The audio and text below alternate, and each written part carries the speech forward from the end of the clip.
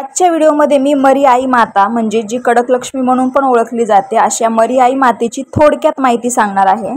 उग्र प्रकृतीची एक भारतीय क्षुद्र देवता, जरी म्हणजे तापाची साथ आणि मरी म्हणजे पटकी देवी यासारख्या रोगांची साथ, प्राणघातक साथींच्या रोगांची एक देवी कल्पून ती जरी मरी वा जरी आई मरी आई या नावाने महाराष्ट्रात तसेच दक्षिण भारतात पूजली जाते।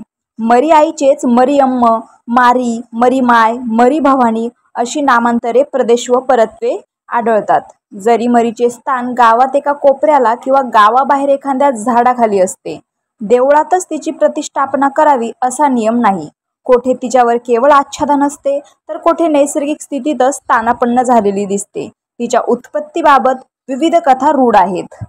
एका चांभाराने आपण ब्राह्मण असल्याचे भासावून एका ब्राह्मण कन्येशी विवाह केल्याची मरी आई ही मूळची आंध्र प्रदेशातील देवता असावी असे कृ प्रभुदेसाई यांचे मत आहे। तिचा पुजारी प्राय शूद्र वर्णातील असून त्याला पोतुराजा अथवा पोतराज म्हणतात।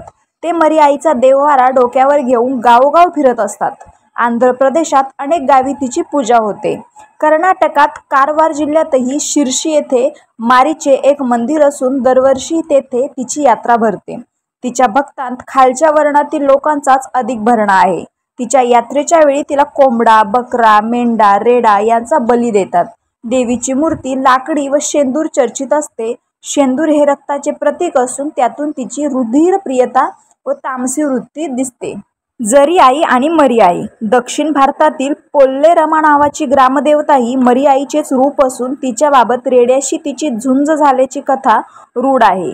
रोगराईपासून ती गावचे संरक्षण करते अशी समजूत आहे।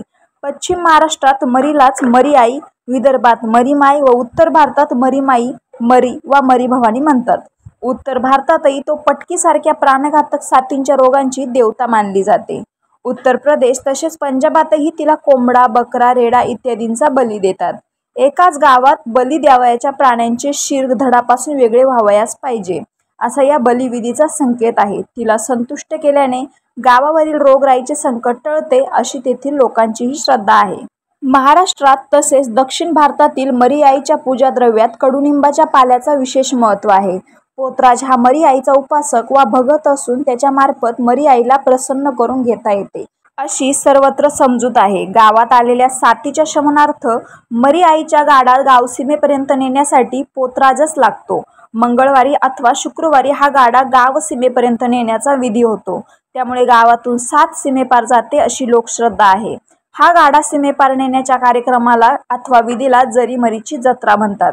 भाविक लोक तिला विविध नवस करतात व ते मोठ्या श्रद्धेने फेडतात सुद्धा। बगाड घेणे, विस्तवावरून अनवाणी चालणे, शरीरातून दाभण वा सुया टोचून घेणे इत्यादी प्रकारचे शरीर क्लेश करून घेण्याचे प्रकार या नवसात विशेष आढळतात। पोतराजालाच काही ठिकाणी जरी मरी व कडक लक्ष्मी म्हणतात। रामकृष्ण हरी।